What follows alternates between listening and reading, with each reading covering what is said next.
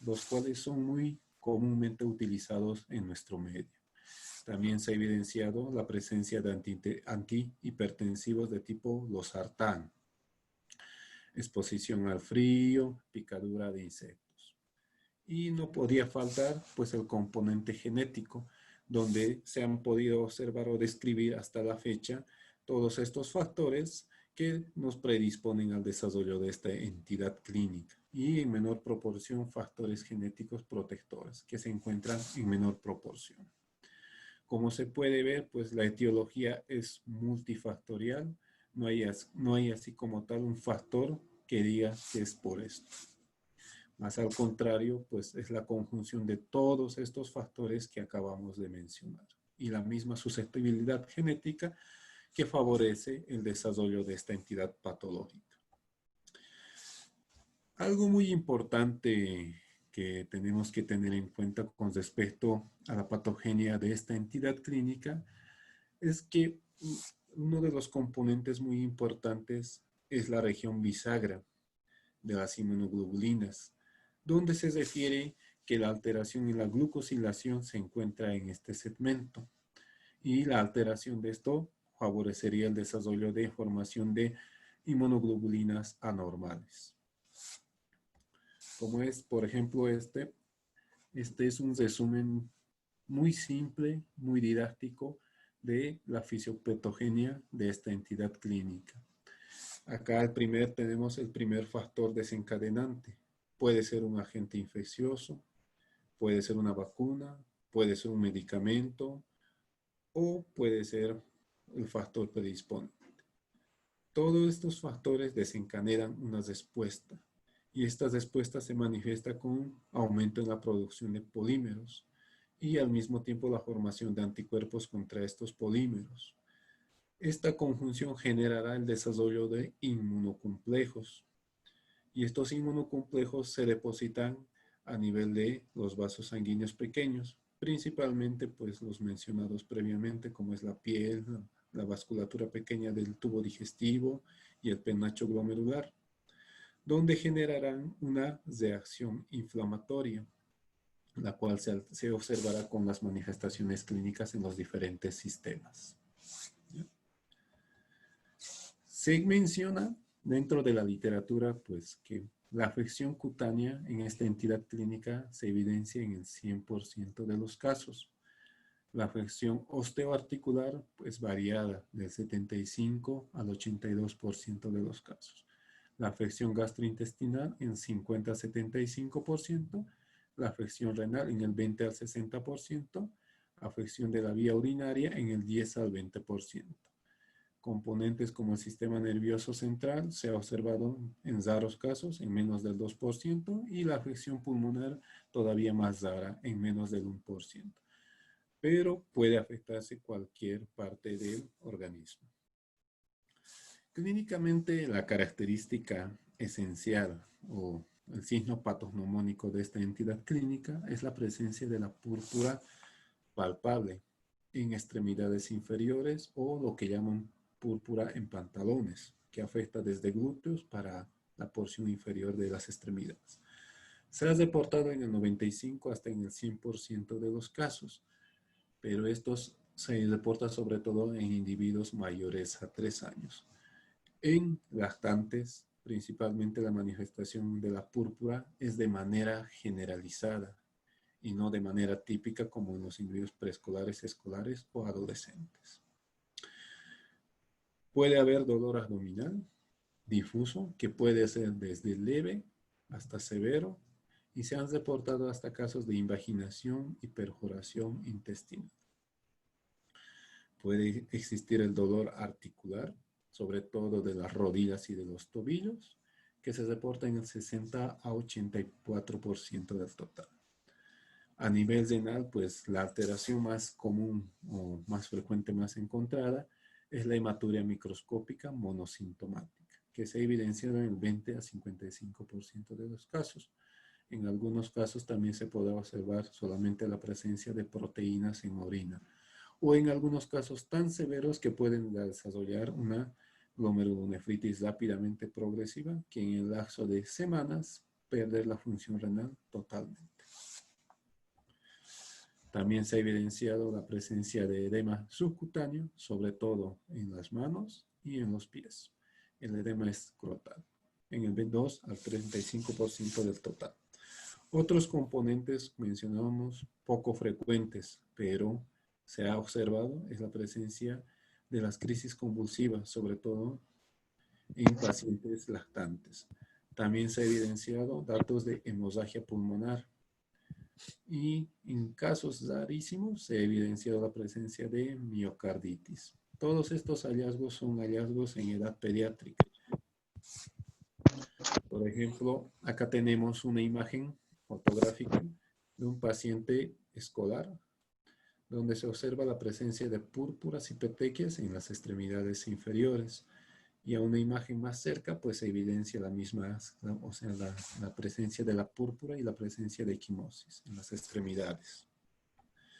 Acá, pues se evidencia sobre todo la presencia del edema en las manos y en los dedos, y el edema en los pies y los tobillos. Es leve, pero es la presencia de edema. Y la presencia de la púrpura y las petequias que se evidencian en ambos casos. Actualmente, pues, no existe un laboratorio que nos diga esto es púrpura. No existe como tal. Todo se basa en la sospecha diagnóstica y sí existen alteraciones en el laboratorio que nos pueden ayudar a sospechar en esta entidad clínica. En el hemograma, pues, lo que se evidencia, como vimos que el agente etiológico más común son los procesos infecciosos, pues se evidencia la presencia de leucocitosis con eosinofilia y trombocitosis. Si existe afección renal, pues los azoados, como es el caso de la urea y la creatinina, se encontrarán elevados. Pero en el caso de que no hubiera afección renal, pues los azoados se encontrarán normales o ligeramente elevados. Se ha evidenciado también que la velocidad de eritrosedimentación, que es un marcador inflamatorio, pues se encuentra elevado, como en cualquier proceso infeccioso. Dímero de elevado, pero los tiempos TP, TPT, tiempo de sangría, se encuentran normales. También se ha observado en el 50% de los individuos que la IgA puede estar elevada y en el otro 50% encontrarse normal. Si hay afección intestinal, pues habrá hemorragia, la cual nos dará guayaco positivo en heces, que es sinónimo de sangrado de tubo digestivo.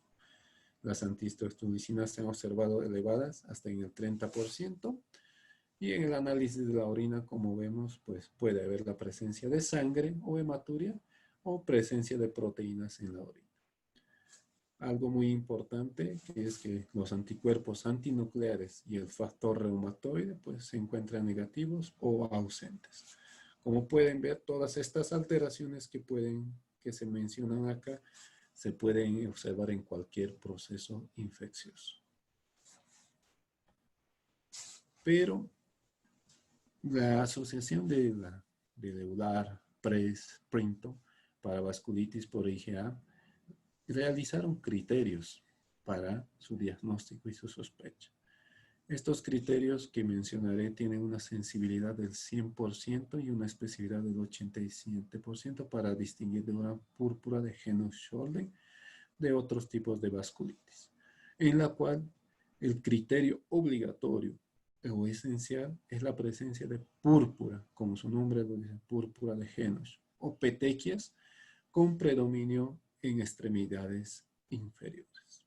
Pero como mencionamos previamente, pues este criterio pues no está 100% obligatorio, ya que los lactantes tienen púrpura y petequias de manera generalizada y no solamente en extremidades inferiores. Ese es uno de los criterios obligatorios.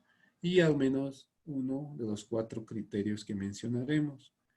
El dolor abdominal agudo, que en este se incluye tanto la invaginación intestinal o sangrado de tubo y sangrado de tubo digestivo.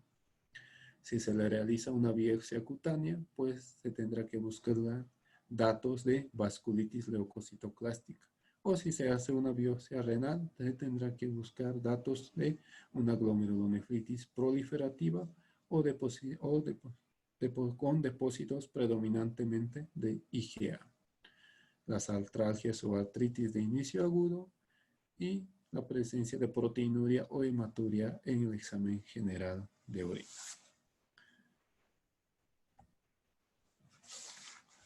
¿Cuándo ingresar a estos individuos al hospital? Pues como en todo paciente pediátrico, pues uno de los criterios es la incapacidad para mantener una hidratación adecuada. Dolor abdominal intenso, que puede ser ya sea sugerente de una invaginación o perforación.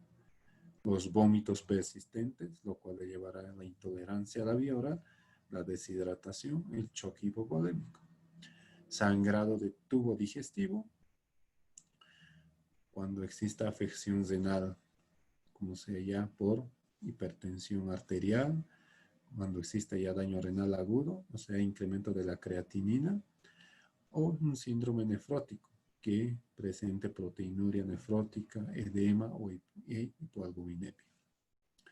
Cuando existe afección neurológica, pues ahí sobre todo se han reportado casos de crisis convulsivas o afección pulmonar, donde se ha reportado presencia sobre todo de datos de hemorragia pulmonar o compromiso severo de las articulaciones que limiten la deambulación.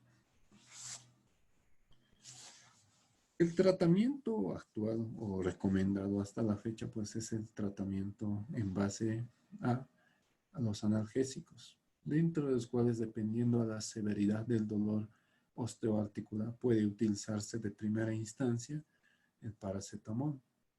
En caso de persistir, pues se podrá administrar medicamentos de tipo AINES, como puede ser el ibuprofeno, el naproxeno. Y dependiendo de eso, pues el manejo del dolor será escalonado.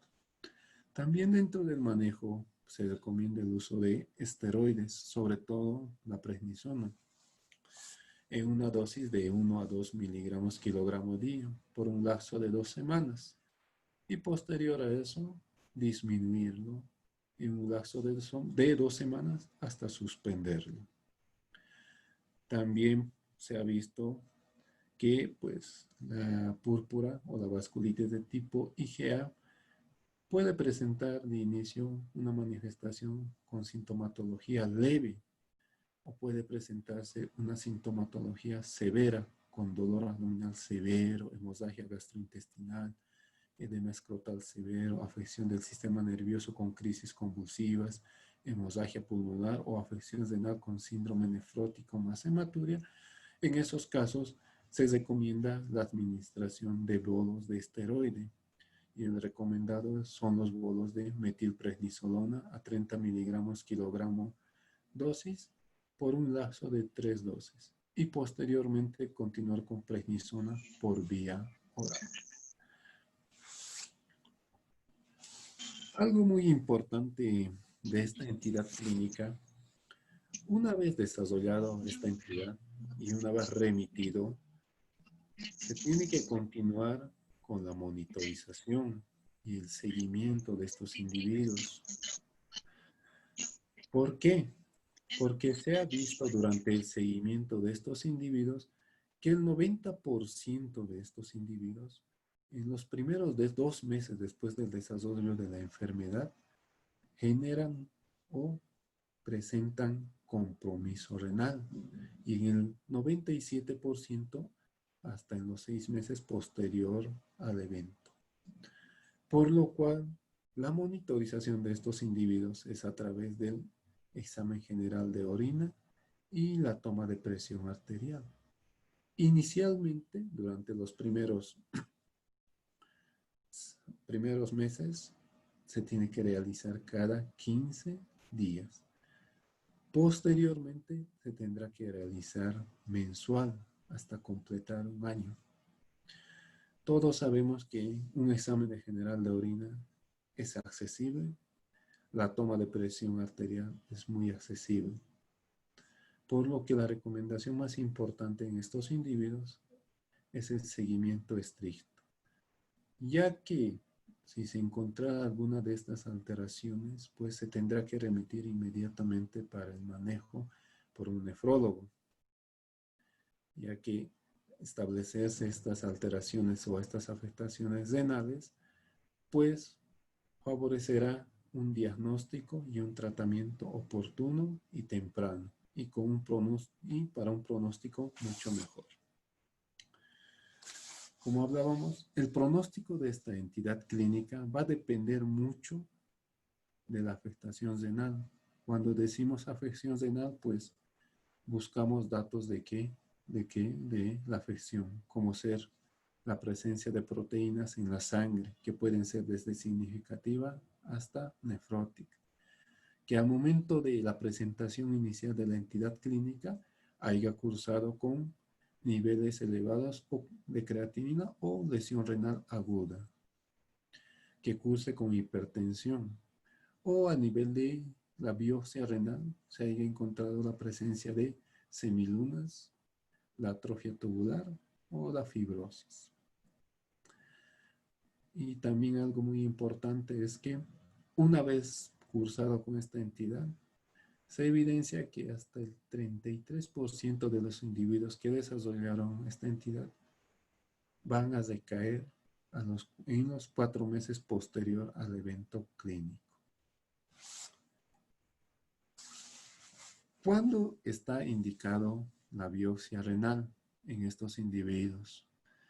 Se recomienda cuando existe deterioro de la función renal. La proteinuria significativa mayor a 6 meses. Proteinuria significativa se define como la presencia de proteínas de 4 a 40 miligramos metro cuadrado hora. La presencia de hematuria. La presencia de hematuria más proteinuria por un lapso de 4 a 6 meses. O en su etapa inicial de la entidad haya cursado con una glomerulonefritis rápidamente progresiva. O cuando tengamos la duda diagnóstica de esta entidad clínica. Acá tenemos una imagen o de una biopsia renal observada al microscopio óptico. En esta es una imagen de un glomérulo normal donde se observa la luz de los capilares y el mesangio respectivamente y las células nucleares. En individuos que cursan con púrpura de Henoch-Schönlein con afección al penacho glomerular, lo que se evidencia es la presencia de esclerosis y la proliferación segmentaria, como se puede observar acá. Segmentaria y localizada en determinados lugares nada más del penacho glomerular. Y lo más característico, pues en la inmunofluorescencia se observa el depósito de la IgA a nivel del mesangio. Esta luz fosforescente que se ve, o estas imágenes fosforescentes, pues es el depósito de la IgA a nivel del penacho glomerular. Algo muy importante, pues, dependiendo a las características que uno encuentra en la biopsia renal, pues nos ayudará a determinar el pronóstico para ver cuál es el porcentaje o la proporción de individuos que progresarán en enfermedad renal crónica en corto y a largo plazo. Para eso se utiliza la clasificación de Ostwald, que toma 5 parámetros, que es la presencia de hipercelularidad mesangial, la glomerulosclerosis segmentaria, la hipercelularidad endocapilar, la fibrosis intersticial cortical y atrofia tubular, y el número total de glomérulos con cambios.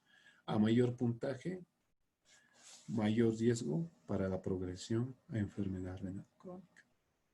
Esta clasificación de Ostwald, pues, solamente nos dirá qué individuos progresarán a enfermedad renal crónica a un corto y a largo plazo. Y el tratamiento, pues, de la nefritis o la nefropatía por IgA, pues, actualmente pues, hay muchos tratamientos. Acá en el norte dicen, en países del norte refieren una cosa, en países europeos refieren otra cosa, en países latinoamericanos refieren otros tratamientos. Pero en sí, las conclusiones que se puede observar de todo esto es que en la presencia de hematuria, pues sobre todo en la hematuria monosintomática, pues se refiere monosintomática y microscópica solamente a la vigilancia. Cuando existe la proteinuria significativa, pues se recomienda el uso de los inhibidores de la enzima convertidora de angiotensina de tipo IEC, como el enalapril, captopril, todos, y los bloqueadores de los receptores de angiotensina. Cuando existe ya la proteinuria nefrótica, pues se recomienda el uso de primera instancia los esteroides. Y en caso de no tener una buena respuesta favorable al uso de los esteroides, se recomienda los inhibidores de calcineurina, como ciclosporina, tacrolimus. En individuos que cursan con la presentación más agresiva de esta entidad clínica, como es el caso de la glomerulonefritis rápidamente progresiva, pues se sugiere la administración de bolos de esteroide, administración de alquilantes de tipo ciclofosfamida y posteriormente el uso de inmunosupresores tipo micofenolato o también azatioprina. También dentro del manejo, pues en conjunción con todo lo mencionado, se puede utilizar antioxidantes tipo como el aceite de pescado o la vitamina A. También se reporta en la literatura pues el uso, bueno, la realización de amigdalectomía. Unos refieren que sí sirven, otros que no. ¿Ya? Pero cada caso pues se tendrá que evaluar de manera individual. Para...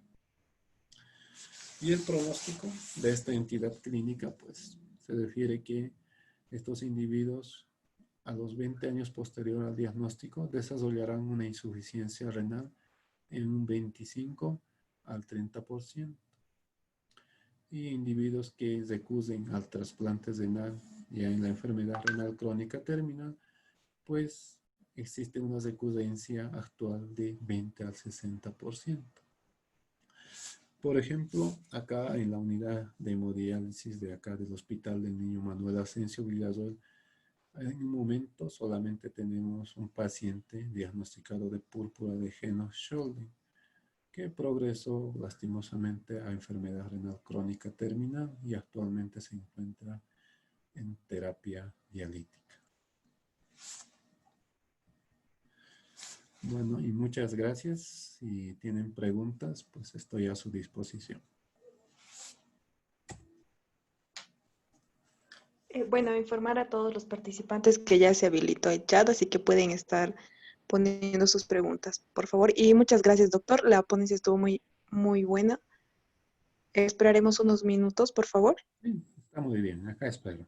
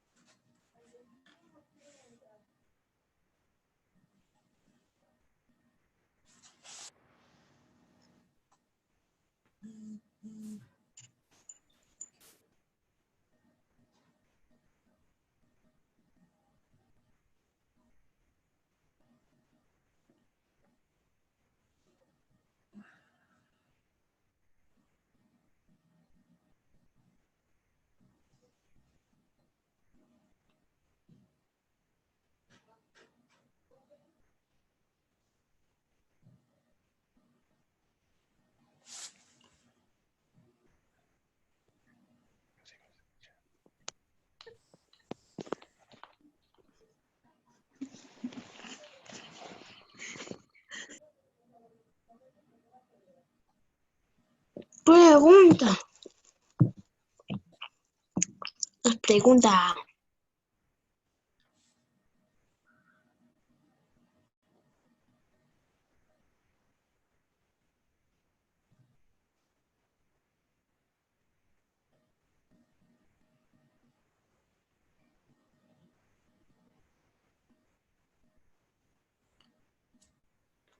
Doctor, por favor, ¿puede dejar de compartir pantalla?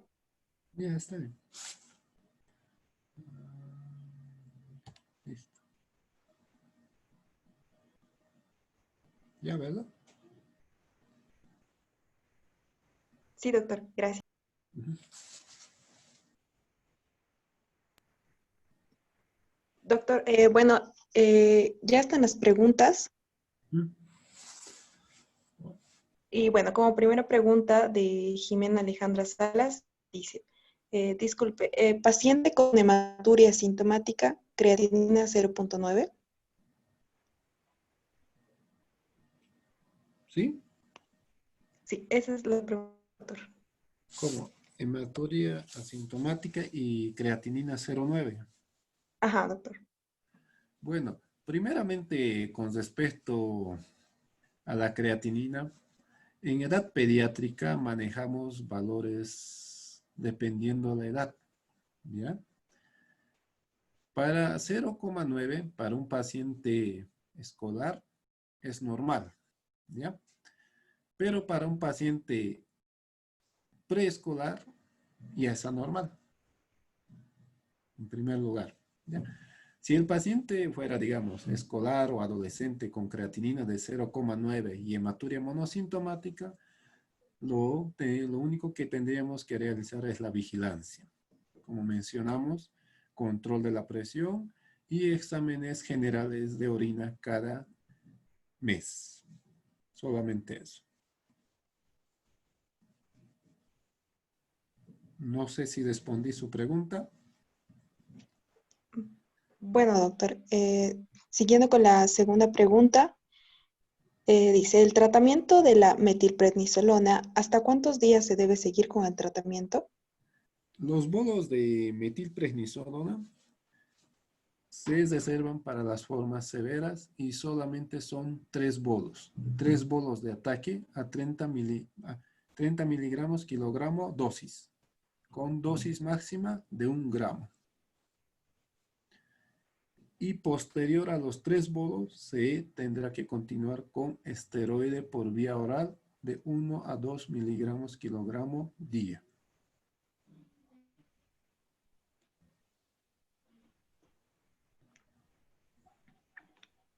Gracias, doctor. Otra pregunta de Jimena Alejandra Salas nos dice, ¿a qué se debería el sangrado? Bueno, como mencionamos en el inicio, esta es una vasculitis. Es una inflamación de los vasos pequeños. Y recuerden que todo el organismo requiere nutrir para recibir sus nutrientes los vasos. Y cuando existe una inflamación tan intensa, como es en el caso de estas vasculitis, puede haber la rotura. Y si hay rotura de estos vasos sanguíneos, pues eso se manifestará con hemorragia. La hemorragia puede ser en cualquier parte del organismo, pero principalmente a nivel del tubo digestivo. También se puede observar hemorragia a nivel del sistema nervioso central, que esos son los más graves y severos.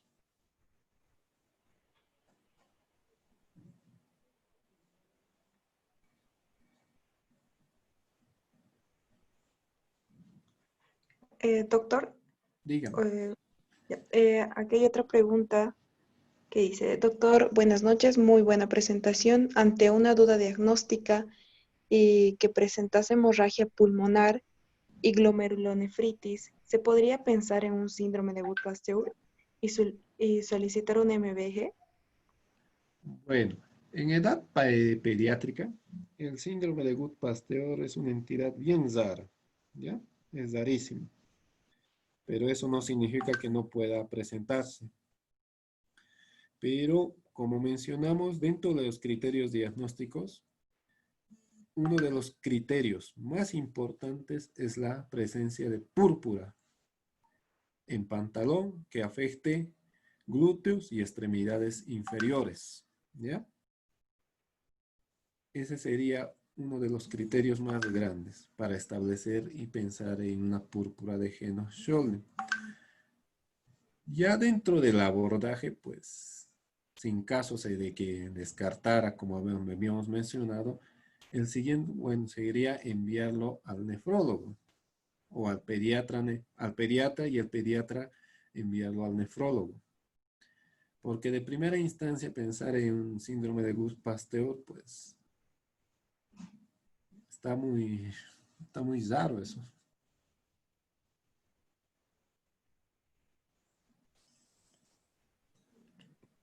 Gracias, doctor. ¿Mm? Otra pregunta es, como médico general, si me llega un paciente con sospecha, ¿cómo yo haría un primer diagnóstico y cuáles serían los pasos que haría para derivarlo a un especialista? Ya. La sospecha primero, recuerden, estos individuos cursan con púrpura, artralgias, artritis. Pueden solicitar un examen general de orina, donde se puede observar la presencia de sangre o presencia de 5 o más eritrocitos, eso se define hematuria, o la presencia de proteínas, que son 2 o más cruces de proteínas que les reporten, ¿ya? Y pues también tendrían que ver el dolor abdominal y buscar datos de sangrado activo a nivel del tubo digestivo a través del guayaco. Ya con eso pues les orientará ya a sospechar de que están causando en ese momento de una púrpura. Una vez que ya tengan la sospecha, pues tendrán que enviarlo al especialista, que es el caso, en este caso de primera instancia, sería el pediatra. Y el pediatra recién sería el que consideraría mandar o enviar al nefrólogo.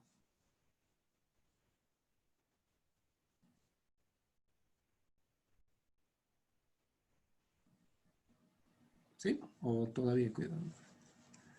Sí, doctor, quedan más preguntas. No, dígame. Otra es,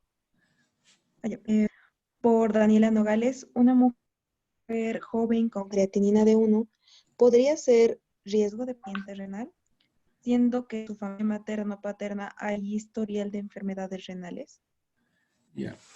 Bueno, creatinina de 1. Muy bien. Mujer con creatinina de 1. Si es que existieran factores en la familia, pues hay que ver qué tipo de factores, ¿no? Si tienen factores hereditarios o factores no modificables, ¿ya? O tienen factores modificables. Si existen factores hereditarios, eso no se va a poder modificar ni acá ni en ninguna parte. Pero si existen factores modificables, que son, por ejemplo, la obesidad es un factor de riesgo para el daño renal. Si tiene presión alta, también es un factor de riesgo, ¿ya? Si tiene diabetes, es otro factor de riesgo. Si tiene infecciones urinarias, es otro factor de riesgo. Si son individuos que, por ejemplo, les gusta la ingesta, sobre todo de sal, abundante, es un factor de riesgo. Si es un individuo que tiene ingesta de cantidades abundantes de carnes rojas, es otro factor de riesgo, ¿ya? Si también es otro factor de riesgo muy importante, es la poca ingesta de agua, muy común en nuestro medio, que la mayoría de la gente no está acostumbrada a tomar agua. Y pues no sé qué factores de riesgo tenga la mujer que ustedes comentan.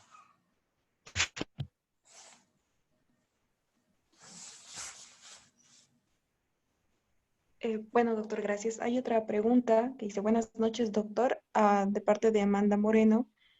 Ante un paciente pediátrico con una alteración renal, ¿qué datos tomamos en cuenta para diferenciar la glomerulonefritis postestreptocócica de una afección renal por púrpura? Y ya, cuando existe una glomerulonefritis postinfecciosa, generalmente hay el antecedente, bueno, primero afecta sobre todo a individuos escolares y adolescentes, uno, ¿ya? Eso, y generalmente hay el antecedente de un proceso infeccioso a nivel de vías aéreas superiores o antecedente de proceso infeccioso a nivel cutáneo. Y el desarrollo de la afección renal generalmente se produce si es antecedente de un proceso infeccioso de la vía aérea superior alrededor de un mes después de eso. Si es un proceso cutáneo, se refiere que alrededor de los 2 meses recién desarrollan, no desarrollan de manera inmediata. ¿Ya? Esa es una diferencia. Con respecto a la púrpura de Henoch-Schönlein, pues clínicamente es la presencia de púrpura en pantalón que se va a observar y pues en el examen general de orina se evidencia la presencia de la hematuria o sangre en orina. ¿Ya? No sé si con esa quedó duda o quedó más duda de eso.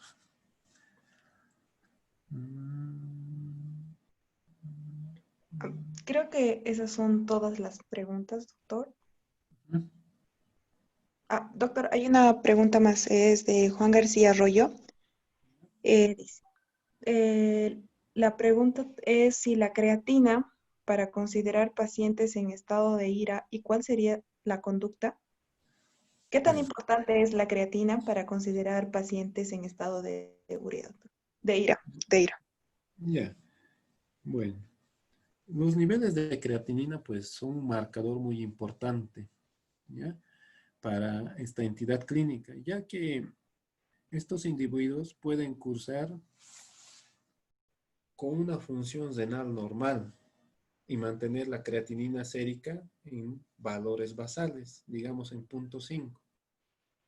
Pero otros individuos pueden presentar la forma agresiva o una glomerulonefritis rápidamente progresiva, en la cual la creatinina cada 24 horas o menos va subiendo paulatinamente. Por ejemplo, la basal era 0.5, al día siguiente le tomas y es 0.9, al día siguiente 1.2. Por lo que la creatinina sí es un marcador muy importante, tanto para el diagnóstico como para el pronóstico. ¿Ya? Y dependiendo, pues, a los niveles de creatinina, pues, la conducta que tomamos es muy diferente. Los individuos, por ejemplo, si mantienen una función renal normal, pues el tratamiento no será tan agresivo como en aquellos individuos que tienen una glomerulonefritis rápidamente progresiva, donde la creatinina va subiendo paulatinamente, pues el tratamiento será mucho más agresivo. Ya en ese caso nosotros no solamente usaremos esteroides, ya usaremos alquilantes para poder frenar el proceso inflamatorio y de esta manera recuperar la función renal lo más que se pueda.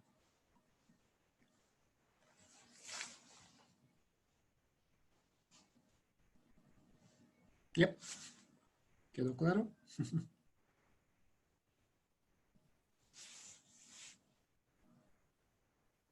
Sí, doctor. Ya preguntas. Bueno, doctor, le agradecemos por tan excelente presentación y, bueno, agradeciendo también a todo el público en general por asistir a la presentación del doctor. Estaba muy clara y, bueno, también les hago recuerdo de la convocatoria para los revisores externos. Ya saben, pueden enviarnos su currículum y su carta de compromiso. También les queremos invitar a que puedan seguir nuestras páginas, tanto de Facebook como de YouTube. Estamos como Revista Científica Ciencia Médica, para que estén al tanto de nuestros nuevos avances científicos que les vamos a ir mostrando. Ya pronto sacaremos nuestro primer volumen del año de todos los artículos que nos han enviado, también las cartas de editor. Y bueno, con esto culminamos con lo que es la presentación del día de hoy. Por favor, si tienen alguna duda, pregunta o alguna sugerencia, pueden comunicarse con nosotros a los números de sugerencia de los organizadores del curso. Y bueno, otra vez, doctor, muchísimas gracias y buenas noches. Muchas gracias.